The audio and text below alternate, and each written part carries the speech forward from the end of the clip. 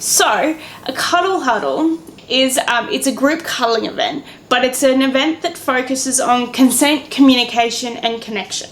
Something that, all humans need. So what our event looks like is it's a workshop. It's broken into 2 sections. So the first section is me introducing and welcoming everybody to the event. We go through the benefits of, platonic touch, not just cuddling, but platonic touch in general, why it's so necessary in our society. And then we go through the tools that are really helpful to have so that you can confidently and comfortably make requests of people and confidently and comfortably say no to people when that's not something that you're up for.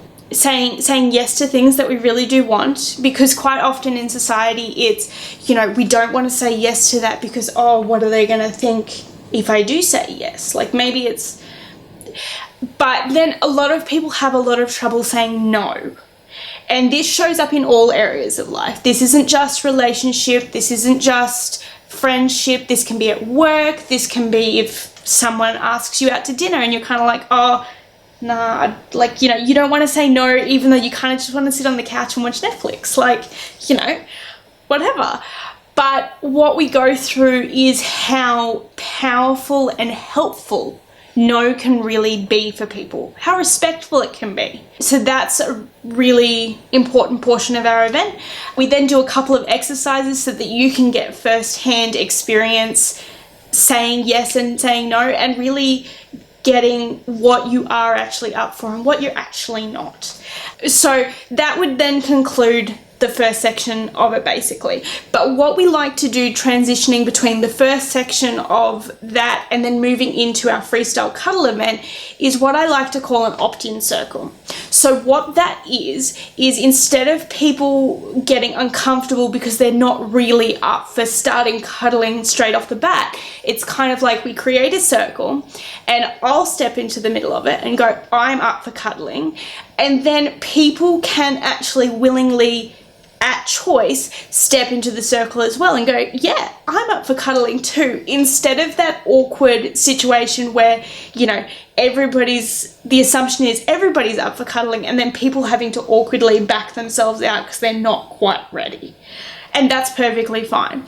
We then move into what we call our freestyle cuddle session, and this is more social. This is like, you can get up, you can meet some new people, find out what's going on for them, grab some snacks and start using those tools that you learnt in the first half of making requests of people. So someone might say to you, hey, can I give you a back massage? And look, that might not be something that you're up for just yet. It might not be something that you're up for at all. So what you could do in that scenario is, no, I don't really want a back massage, but I wouldn't mind it if we had a chat and I held your hand while we had a chat. And that's perfectly okay. That's called leveling. That's called getting to a mutual yes. And that's where the respect and communication really comes into it.